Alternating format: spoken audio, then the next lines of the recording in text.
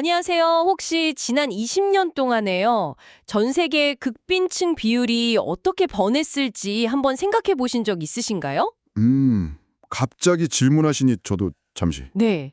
이게 거의 두 배로 늘었을지, 뭐 비슷할지, 아니면 오히려 절반으로 확 줄었을지 한번 맞춰보시죠. 글쎄요, 뉴스를 보면 좀 늘었을 것 같기도 하고. 그렇죠. 그런데 놀랍게도 정답은 절반으로 줄었다입니다. 아, 정말요? 네, 절반이 나요. 네. 근데 더 놀라운 건 이 질문에 제대로 답하는 사람이 거의 없다는 거예요. 심지어 뭐랄까, 침판지가 그냥 무작위로 찍는 것보다도 정답률이 낮다고 하니까요. 세상에? 그 정도인가요? 네, 뭔가 우리 생각에 좀 단단히 오류가 있는 것 아닌가 싶은 거죠. 그래서 오늘 저희가 당신과 함께 좀 깊이 파고들 자료가 바로 이 문제를 다루는 책입니다. 스웨덴 의사이자 통계학자였던 헨스 로슬링, 그리고 그의 동료들이 쓴 팩트풀니스 발췌문인데요. 아, 그 유명한 책이죠. 네, 우리가 왜 이렇게 세상을 좀 잘못 보고 있는지, 그 생각의 함정이 대체 뭔지 이건 좀 파헤쳐 보고요. 또 어떻게 하면 좀 더 현실에 가깝게, 사실에 근거해서 세상을 볼 수 있을지, 그 사실 충실성의 길을 한번 찾아보는 게 오늘 저희 목표입니다. 당신만을 위한 맞춤 분석, 지금 시작하죠. 네, 맞습니다. 이 자료의 핵심은 결국 우리 머릿속에 있는 어떤 강력한 본능들 때문이라는 거예요.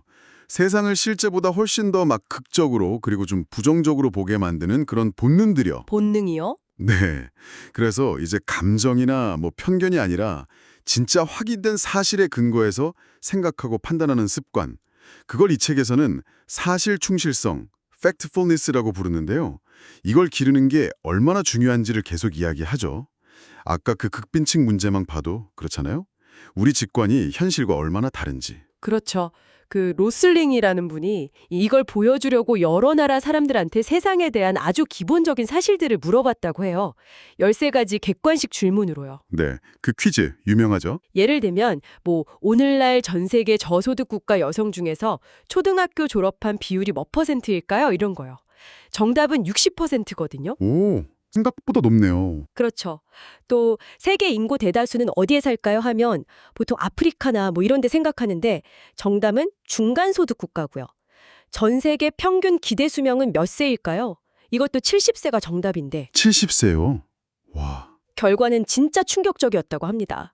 뭐 소위 교육 수준 높다는 선진국 사람들 있잖아요. 교수, 언론인, 정책 결정자들. 이런 사람들조차 정답률이 처참했다는 거죠. 아, 얼마나 낮았는데요. 스웨덴 사람들 평균 정답 개수가 13개 중에 고작 2개였다고 하니까요. 2개요? 맙소사. 네. 그러니까 이건 단순히 뭐 정보를 몰라서 틀렸다. 이런 문제가 아닌 거예요. 뭔가 우리 인식 자체에 구조적인 왜곡이 있다. 이런 강력한 증거인 거죠. 바로 그 왜곡을 만들어내는 주범으로 로슬링이 딱 지목하는 게 우리 안에 있는 10가지 극단적 본능이라는 겁니다. 10가지이나요? 네, 세상을 자꾸 막 양극단으로 나누려고 하거나 아니면 나쁜 소식에만 귀를 기울이거나 또 모든 변화가 그냥 직선으로 쭉 갈 거라고 착각하게 만드는 뭐 그런 생각의 함정들이라는 거죠. 아하. 그래서 오늘은 이 본능들 중에서 좀 대표적인 거 몇 가지를 집중적으로 파헤쳐 보려고 합니다. 이 함정들을 좀 알아야 우리도 모르게 세상을 오해하는 그런 습관에서 벗어날 수 있을 테니까요. 네, 좋습니다. 그럼 첫 번째 함정부터 한번 볼까요? 바로 간극 본능, the gap instinct입니다. 간극 본능이요? 네, 세상을 뭐랄까 이쪽 아니면 저쪽 딱 이렇게 2개로 나누려는 아주 강력한 경향이에요. 아, 예를 들면요? 예를 들면 뭐 잘 사는 나라랑 못 사는 나라, 선진국이랑 개발도상국, 아니면 뭐 우리와 그들 이런 식으로요. 마치 그 중간은 전혀 없고 건널 수 없는 깊은 골짜기, 간극만 딱 존재하는 것처럼 세상을 인식하는 거죠. 아, 정말 익숙한 방식인데요. 뉴스 같은 데서도 맨날 그렇게 나눠잖아요. 선진국, 개도국. 맞아요. 아주 흔하죠.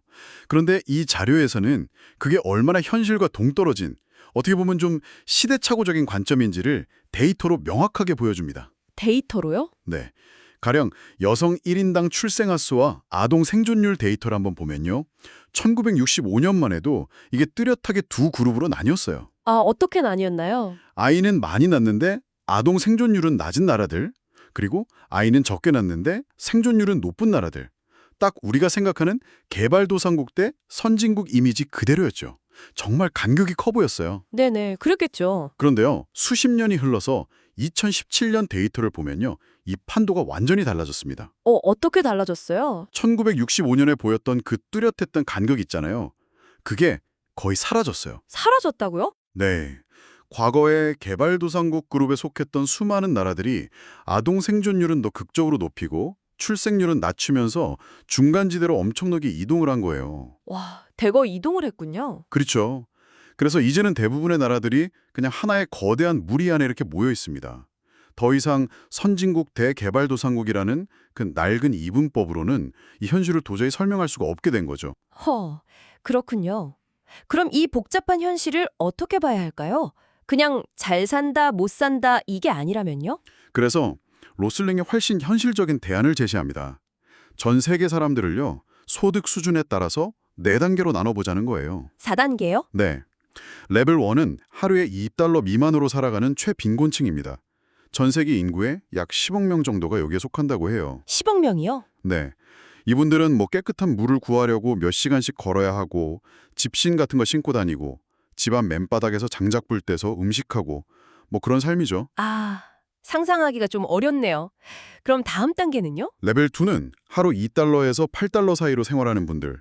그리고 레벨 3는 하루 $8에서 $32 사이로 생활하는 분들이에요. 근데 여기서 중요한 건요. 전 세계 인구의 절대 다수, 그러니까 약 50억 명이 바로 이 중간 단계, 레벨 2하고 3에 속한다는 점입니다. 50억 명이요? 중간 단계예요? 네, 어마어마하죠.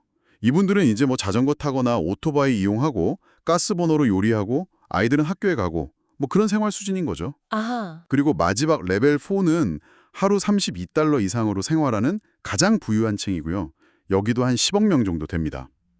이분들은 이제 자동차 몰고 비행기 타고 여행 다니고 안정적인 전기랑 수도시설 이용하고요. 와, 우리가 그냥 흔히 개발도상국이라고 뭉뚱그려서 생각했던 곳에 사실은 이렇게 다양한 삶의 단계가 있는 거고, 특히 그 중간층 레벨 2, 3 여기에 전 세계 인구의 75%가 살고 있다는 거네요. 그렇죠. 75%예요. 이야, 이건 정말 선진국 개발도상국이라는 그 이분법적 사고를 완전히 뒤집는 관점인데요.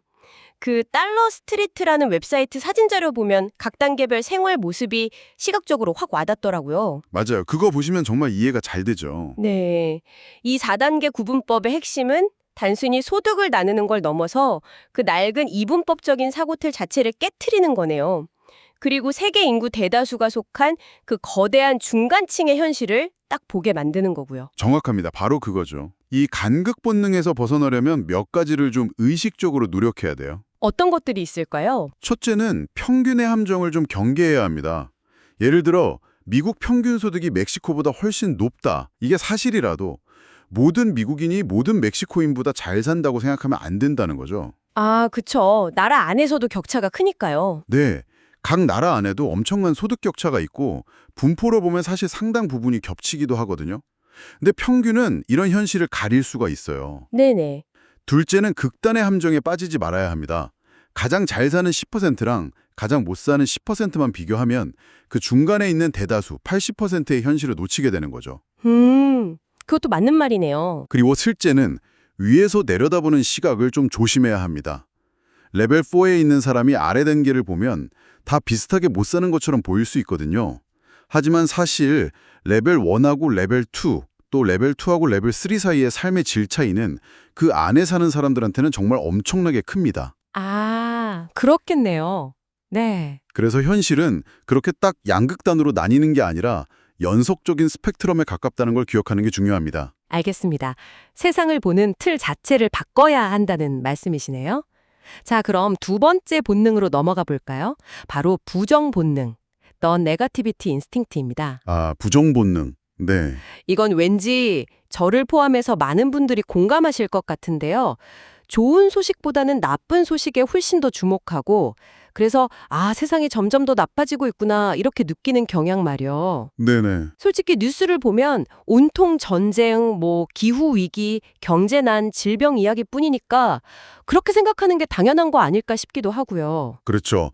실제로 로슬링이 여러 나라 사람들한테 지난 20년간 세계는 더 좋아졌을까, 나빠졌을까, 비슷했을까 이렇게 물어봤을 때 대부분의 사람들이 더 나빠졌다고 답했다고 해요. 역시. 이게 바로 부정 본능이 아주 강력하게 작용한다는 증거죠. 사실 우리는 진화적으로 봤을 때 위험 신호인 나쁜 소식에 더 민감하게 반응하도록 설계되었을 가능성이 커요. 그래야 생존에 유리했으니까요. 아, 일리 있네요. 그리고 언론 역시 아무래도 점진적인 개선보다는 좀 극적인 사건, 사고, 갈등 이런 걸 더 많이 보도하는 경향이 있고요. 게다가 또 과거는 왠지 더 좋았던 것처럼 느껴지기도 하잖아요. 아, 옛날이 좋았지 뭐 이런 생각들요? 맞습니다. 그것도 한몫하죠. 과거의 어려움은 쉽게 잊어버리고 좋은 기억만 떠올리는 경향. 이걸 뭐 장밋빛 회고, 로지 리트로스펙션이라고 부르기도 하는데요. 이런 심리 현상도 부정 본능을 더 강화시키죠. 예를 들면요? 예를 들어 할머니 세대가 겪었던 뭐 극심한 가난이나 질병의 고통 같은 건 잊고 그냥 정겨웠던 시절로만 기억하는 시기죠. 하지만 객관적인 데이터를 보면요. 세상은 정말 많은 측면에서 꾸준히 그리고 아주 극적으로 개선되어 왔습니다. 아까 그 극빈층 비율이 절반으로 줄었다는 것도 그중 하나였죠. 네, 맞아요. 또 어떤 놀라운 변화들이 있었나요? 정말 많습니다. 예를 들어 1800년대에는 전 세계 평균 기대 수명이 31세에 불과했어요. 31세요? 와, 네. 그런데 2017년에는 이게 72세까지 늘어났습니다. 200년 만에 2배 이상 길어진 거죠. 대단하네요. 그리고 지난 100년간 전쟁이나 자연재해로 인한 인구 10만 명당 사망자 수도 극적으로 감소했고요. 아동노동 비율도 전 세계적으로 엄청나게 줄었습니다. 여성의 투표권은 거의 모든 나라로 확대됐죠. 아, 정말 듣고 보니 그러네요. 또 오늘날 전 세계 1세 아동의 88%가 홍역을 포함한 기본적인 예방접종을 받고 있어요. 과거에는 정말 상상도 못할 수준이죠. 88%나요? 네, 뭐 과학기술 발전으로 인한 생활 수준 향상, 민주주의 확산, 문화 향유 기회 증대 이런 긍정적인 변화는 뭐 일일이 열거하기 어려울 정도입니다. 자료에 첨부된 그래프 보면 개선되고 있는 16가지 지표들은 꽤 뚜렷한 상승 곡선을 그리고 있어요. 물론 그렇다고 이게 세상에 더 이상 문제가 없다 이런 뜻은 절대 아닙니다. 기후변화는 정말 심각한 위협이고요. 소득 불평등 문제도 여전하고 또 뭐 팬데믹 같은 새로운 위험도 등장했죠. 세상은 여전히 불완전하고 해결해야 할 과제가 산더미처럼 쌓여 있습니다. 그렇죠. 네. 근데 여기서 중요한 건 상황이 현재 나쁘다는 사실하고 상황이 과거보다 나아지고 있다는 사실을 구분해서 인식하는 능력이라는 거예요. 이 둘은 동시에 사실일 수 있거든요. 예를 들면 어떤 게 있을까요? 예를 들어 전 세계 인구의 9%, 그러니까 약 7억 명이 여전히 극심한 빈곤에 시달리고 있다는 건 정말 끔찍한 현실이죠. 이건 분명 나쁜 상태입니다. 네, 그렇죠. 하지만 동시에 그 비율이 불과 20년 만에 절반으로 줄어들었고 200년 전에는 무려 85%였다는 사실을 보면 이건 인류 역사상 유례없는 엄청난 진전인 거죠. 아, 그렇게 볼 수도 있겠군요. 네, 이 두 가지 사실, 즉 나쁜 수준과 개선되는 방향을 함께 볼 수 있어야 한다는 겁니다. 부정 본능은 우리를 자꾸 그 나쁜 수준에만 매몰되게 만들어서 개선의 가능성이나 실제 일어난 진전을 보지 못하게 할 수 있다는 거죠. 그렇군요.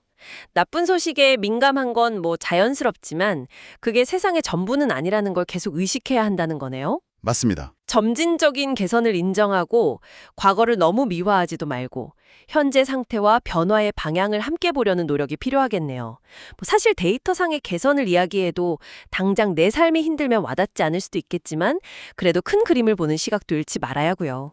네, 정확히 그 말씀입니다. 자, 그럼 세 번째 본능으로 넘어가 볼까요? 직선 본능, The Straight Line Instinct입니다. 어떤 본능이요? 이건 또 뭘까요? 어떤 그래프가 이렇게 상승하는 추세를 보이잖아요.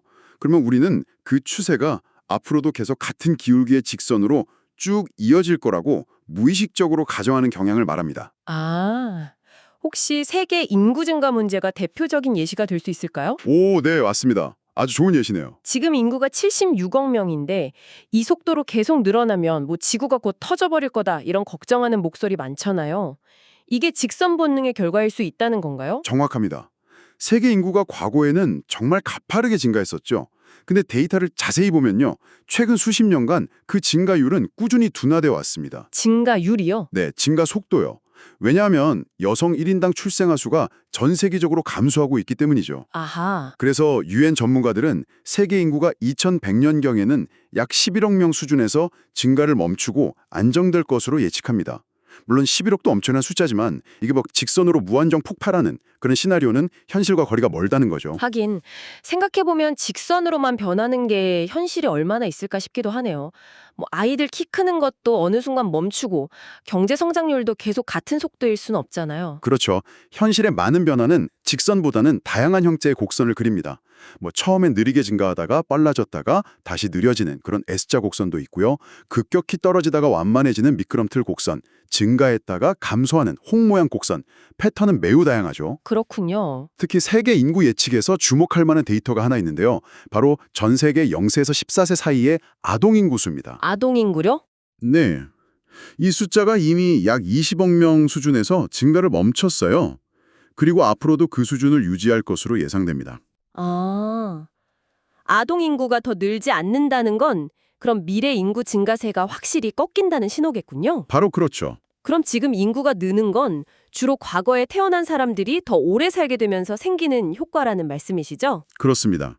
네, 미래 인구를 결정짓는 가장 중요한 변수인 아동수가 안정되었다는 건 정말 중요한 사실인데 직선 본능에 사로잡히면 이런 중요한 변화를 놓치고 미래에 대해 불필요한 공포를 느낄 수 있는 거죠.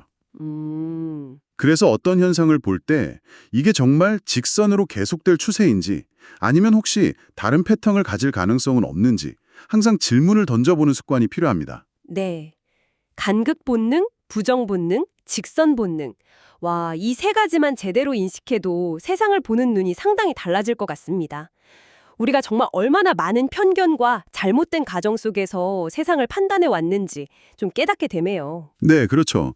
이 세 가지 외에도 사실 이 자료는 우리가 경계해야 할 본능들을 더 제시하고 있습니다. 아, 더 있어요? 네, 뭐 예를 들면 눈앞의 위험을 실제보다 훨씬 크게 느끼는 공포 본능, 숫자의 절대적인 크기에만 압도되어서 비율이나 맥락을 놓치는 크기 본능, 몇몇 사례만 보고 전체가 다 그럴 거라고 단정하는 일만화 본능, 아, 이것도 많이 하는 실수죠. 네, 그리고 모든 것이 운명처럼 정해져 있어서 변하지 않을 거라고 믿는 운명 본능, 또 내가 아는 딱 한 가지 방식으로만 세상을 해석하려는 단일 관점 본능, 문제가 생기면 무조건 그냥 누군가의 탓으로 돌리려는 비난 본능, 비난 본능. 네. 그리고 마지막으로 당장 뭔가 해야 한다는 조급함에 섣부른 결정을 내리는 다급한 본능까지 총 10가지입니다. 와, 10가지나 되네요. 정말 우리 생각의 허점들이 곳곳에 숨어 있군요. 그렇죠.